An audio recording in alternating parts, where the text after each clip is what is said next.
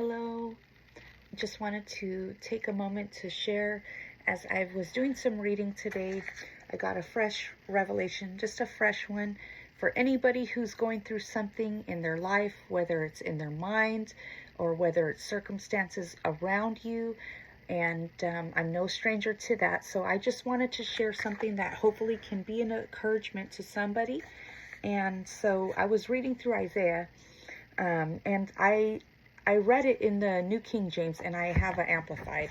So I went back into the New King James. Isaiah 59:19, New King James says, "So shall they fear the name of the Lord from the west, and his glory from the rising of the sun.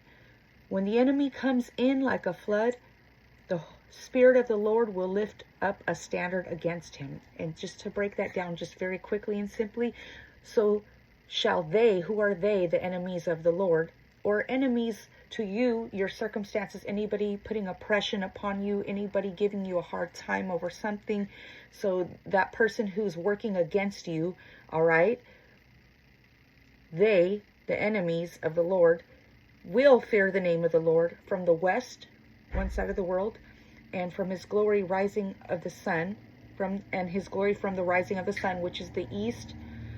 When, not at some, not never, because when it's going to happen, we don't know. But when the enemy comes like a flood, meaning boom, here it is, the unexpected, quickly, the Lord will lift up a standard against him. And then, as I read that, I thought about this scripture in James, and I looked at it in my Bible and Amplified. It is James 1:2-4. It says, "Consider it nothing but joy, my brothers and sisters, whenever you fall into various trials. Be assured that the testing of your faith through experience produces endurance, leading to the spiritual maturity and inner peace. And let endurance have its perfect result, and do nothing through a work, so that you may be perfect and completely developed in your faith, lacking nothing." So we're supposed to consider it joy.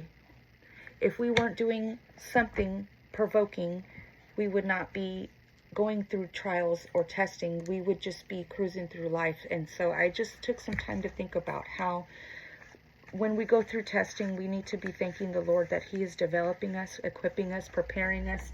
And it's just a matter of finding out what it is that the Lord wants to produce within us. And that only comes through time and prayer. So be encouraged, be blessed, and comment to me or message me if you can use any personal prayer. All right?